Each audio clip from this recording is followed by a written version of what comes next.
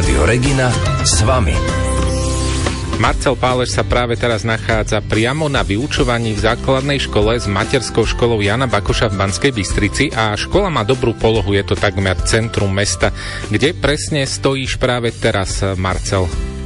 Želám príjemné predpoludnie. Momentálne sa s pánom riaditeľom Karolom Kováčom nachádzam na chodbe, ktorá je tichá, pretože máme hodinu. No a stojíme presne pred dverami 4. B, kam sa chystáme vstúpiť. Ja len opíšem, že tie dvere sú tak krásne vyzdobené. Je tam slon, ktorý drží množstvo balónov a v týchto balónoch sú mená. Niektoré aj prečítam, napríklad Hugino, Simonko, Ninka, Saška, Miška, Violka, Artem, Danko a tak ďalej. Kira, pán riaditeľ, tá raná atmosféra pre vás, čo znamená, keď takto zažívate, chodíte po chodbe, viete, že sa učí, všetko je v poriadku? Tak pre mňa je to radosť a čo ma najviac teší je to, že keď vidím tie detičky prichádzať do školy s takou radosťou v očiach a s úsmevom na tvári. A ja som bol žiak, viem, že ako to je, že žiakom sa do školy veľmi chodiť nechce, ale snažíme sa naozaj tu vytvoriť také prostredie, aby deti radi chodili do školy. Na to prostredie je vyslovene rodinné. Áno, je to tak, toto je takým môjim zásadným cieľom a aj so všetkými mojimi kolegami, kolegyňami sa snažíme týmto smerom školu viesť, naozaj, aby sa tu každý cítil ako doma.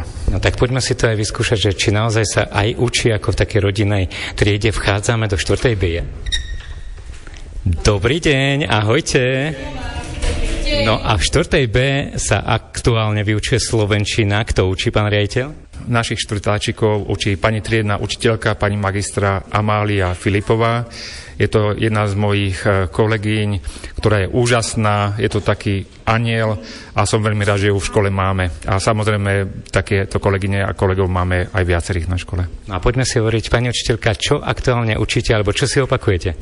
Dobrý deň, ďakujem za slovo. Aktuálne sme s našimi šikovnými žiakmi pri opakovaní vybraných slov po B. Čakala nás aj vstupná písomná práca, na ktorú si opakujeme a myslím si, že sú veľmi šikovní, takže máme na čom stavať. No tak ja si to skúsim aj overiť, že napríklad z tých vybraných slov po písmenko B, či niečo ovládate. Ktoré sú to?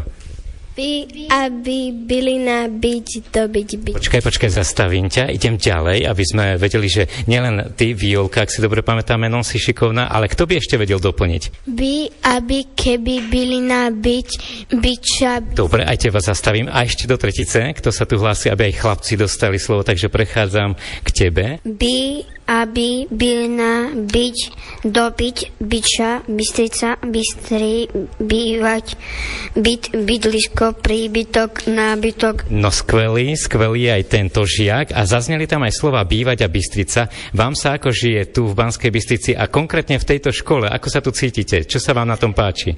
Je to dobré a je tu veľa zmien, keď prišiel nový riaditeľ. Aha, takže nový riaditeľ, nový školský rok, tak je tu niekoľko zmien. Aj by ste vedeli povedať, že čo sa vynovilo, alebo čo je krajšie, čo je pekné?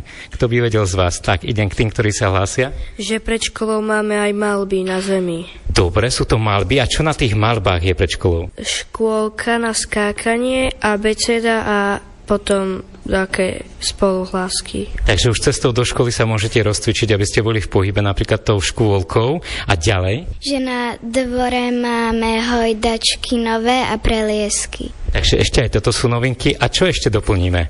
Ešte sa hlásite, takže prechádzam ďalej. Máme nové aj malby a obrazy. Výborne, pani učiteľka, vám sa prečo učí v tejto škole dobre? No ja som každé ráno motivovaná ísť do práce už len kvôli tomu, že tu máme okrem šikovných žiakov aj veľmi dobrý pedagogický kolektív a veľmi dobrú podporu od vedenia školy, aby sme sa mohli aj my ako učitelia rozvíjať, hlavne v tejto dobe, kedy nás čaká nové kurikulárne vzdelávanie a musíme aj my učitelia troška zmeniť to naše myslenie a nastavenie. Nie len, že chceme niečo od žiakov, ale aj my musíme práve v tejto dobe veľa dávať. A to, že máme aj, ako už deti spomínali, prostredie, ktoré sa skrášľuje a ide veľmi dobrým smerom, tak za to som tiež veľmi vďačná, lebo je to opäť nie len šikovnosť nás, pedagógov, čo si myslím, že sme na tejto škole šikovní a snažíme sa naozaj, čo to dá, ale je to šikovnosť aj rodičov, ktorí prispievajú a pomáhajú nám pri zveľaďovaní školy. A všetko to má ako pod takým kormidlom náš pán riaditeľ, ktorý zmanéžuje, vybaví a motivuje. A to je ten kľúč k úspechu podľa mňa.